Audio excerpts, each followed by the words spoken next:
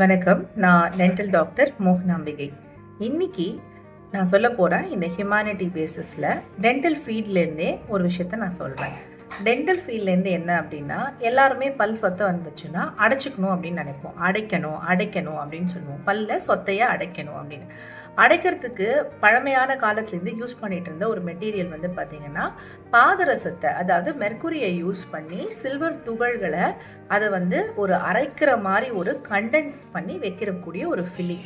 இன்னமும் இதை வந்து நம்ம பண்ணிட்டு தான் இருக்காங்க. அண்ட் இது வந்து நிறைய பேர் தங்களோட வாயில் வந்து வச்சுட்டும் இருக்கீங்க.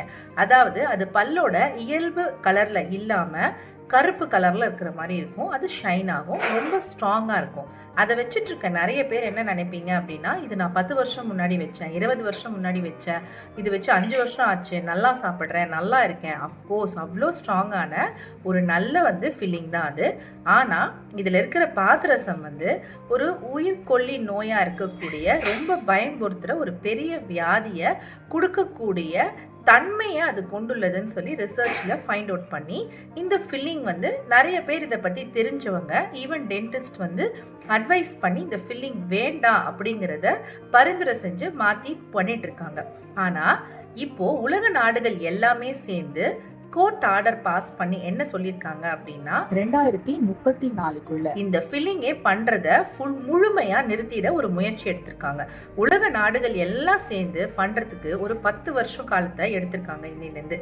ஆனா அந்த 10 வருஷ காலத்துல இந்த அறியாமையில நிறைய பேர் புதுசா பண்ணிக்கிறதுக்கோ இல்ல ஏற்கனவே இருக்கிறவங்க அதோடயே வாழ்றதுக்கோ இருக்கிறதுக்கு பதிலா டென்டிஸ்ட்டை மீட் பண்ணுற, இல்லை இதை பார்க்குற, இல்லை எல்லா டென்டிஸ்ட்டுமே சேர்ந்து இதை நம்ம சொல்லலாம், ஷேர் பண்ணலாம். இதன் மூலமாக என்ன ஆகும் அப்படின்னா, நிறைய பேர் தங்களுடைய அந்த dental amalgam filling, silver amalgam ஃபில்லிங்கை மாற்றி காம்போசிட் இல்லை வேற மாதிரியான பல் நிறத்திலேயே அந்த ஃபில்லிங்கை மாற்றிக்கிறது மூலமாக நம்ம ஒரு நோய் காரணியை நம்மக்கிட்டேயே வச்சுக்காமல் இருக்கிறது மாதிரி ஒரு நிலையை வந்து நம்ம இங்கே உருவாக்கலாம்.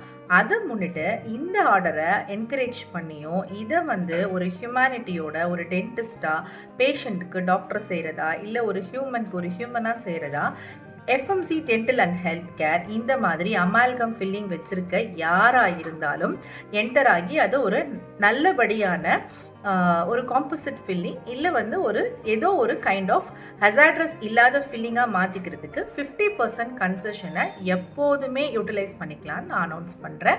ஸோ ஒரு ஹியூமன் டு ஹியூமன் இருக்கிற ஒரு விஷயமா எல்லா டென்டிஸ்ட்டுமே நீங்கள் இந்த மாதிரி ஃபில்லிங் இருக்கிற பேஷண்ட்டை வேற எந்த பிரச்சனைக்காக வந்திருந்தாலும் அதை பார்க்கும்போது அது இந்த மாதிரியான தன்மை இருக்குது, முடிஞ்சால் ப்ளீஸ் இதை மாற்றிக்கோங்கன்னு 1க்கு 2 தடவை try to explain to the patient. அதை புரிஞ்சுக்கிட்டு அவங்களுக்கு அது வழியே இல்லை அப்படின்னாலும் அதை மாற்றிக்கிறது மூலமாக அவங்களோட லைஃப் வந்து ஏதோ ஒரு விதத்தில் சேவ் ஆகுது.